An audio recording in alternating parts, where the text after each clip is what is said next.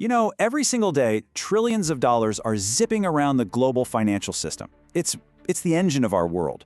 But running right alongside all that legitimate commerce, there's this darker, parallel stream.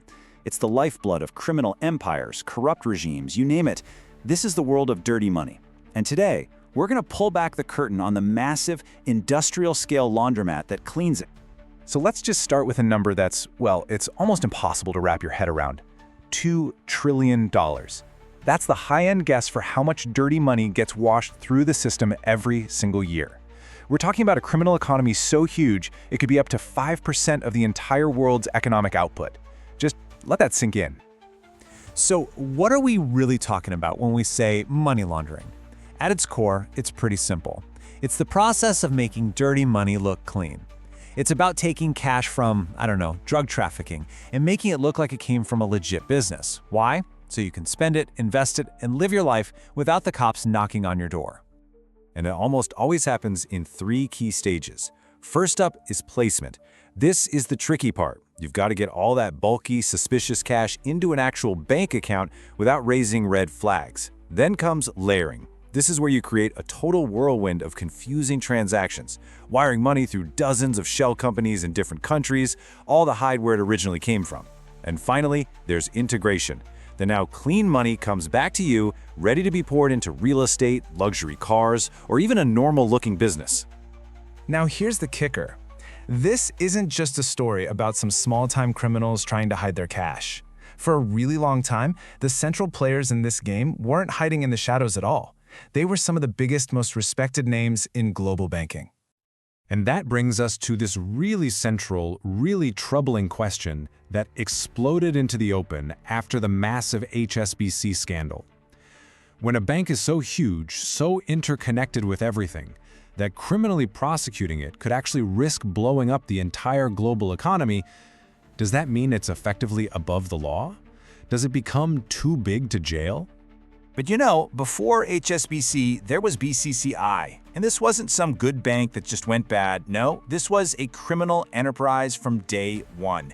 It was designed from the ground up to be what they called a corporate spider web, built specifically to launder money for terrorists, drug cartels, and dictators. When it collapsed in 1991, it was the world's first real wake-up call to just how huge this problem was. And you know, BCII was just the beginning. The pattern just repeats itself over and over again. You have HSBC caught red-handed laundering nearly $1 billion for Mexican drug cartels. You have Goldman Sachs, which helped orchestrate the looting of over $4.5 billion from Malaysia's 1MDB sovereign wealth fund. And then there's the story of Danske Bank. Just look at the insane scale of the Danske Bank scandal. A tiny, little-known branch in Estonia managed to funnel an estimated 200 billion euros, that's billion with a B, in suspicious funds, mostly from Russia.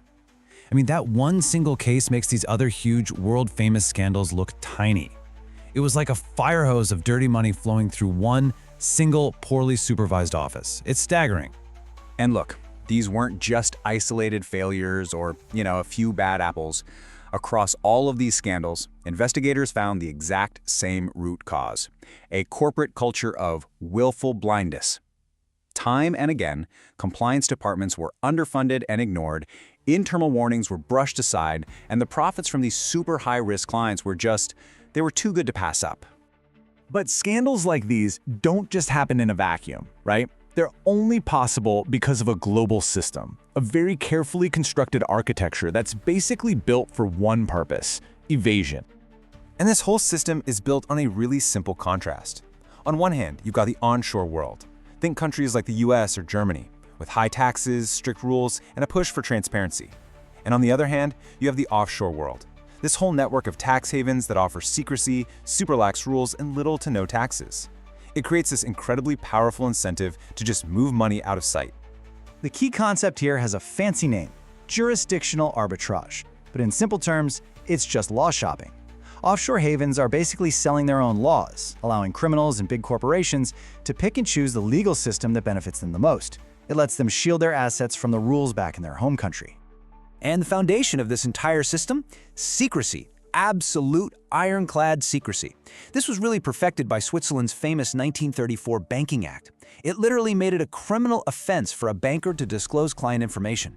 This idea was copied by tax havens all over the world, creating what they called a G-man-proof system that became the ultimate prize for organized crime. So all of this brings us to this constant back-and-forth battle. You have criminals and tax evaders always finding new loopholes, and on the other side, you have regulators desperately trying to close them. It's a never-ending technological and legal arms race. And what we see here is a really clear cycle. The whole history of anti-money laundering regulation is almost entirely reactive. It's playing catch-up. The first Bank Secrecy Act was a response to the mafia. The BCCI collapse led to new rules on suspicious activity reports. 9/11 led to the Patriot Act to target terror financing. Every single crisis just leads to a new patch on what's still a very leaky system. And now, that arms race has moved to a brand new frontier: cryptocurrency. For launderers, this is like a dream come true. Think about it. It's global, it can be anonymous, and there's no central authority like a bank that regulators can easily lean on or control.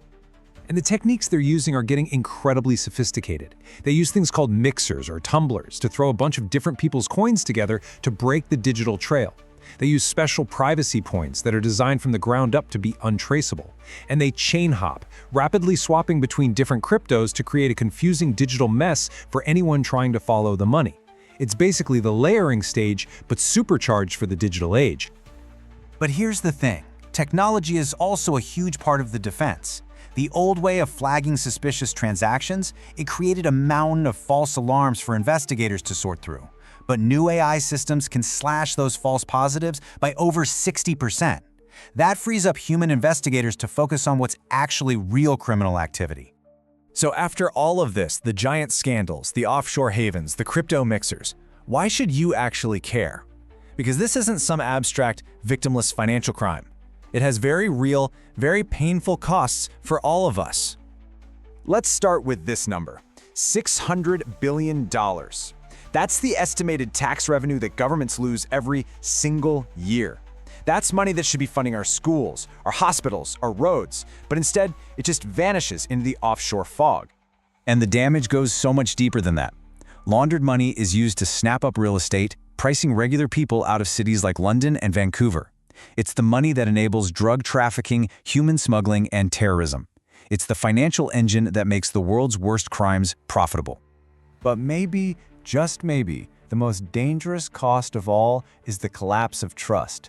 When ordinary people see these headlines, year after year, about massive banks committing massive crimes and just getting away with a fine, it feeds this feeling that the whole system is rigged, and a financial system simply cannot function without confidence. And right now, that confidence is crumbling. Which leaves us with the final, really difficult question. Is this just an unwinnable war? The criminals will always be innovating. The lure of huge profits for the banks will always be there.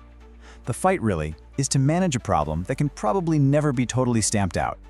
But the energy with which that fight is fought, well, that's going to determine the integrity of our entire global financial system.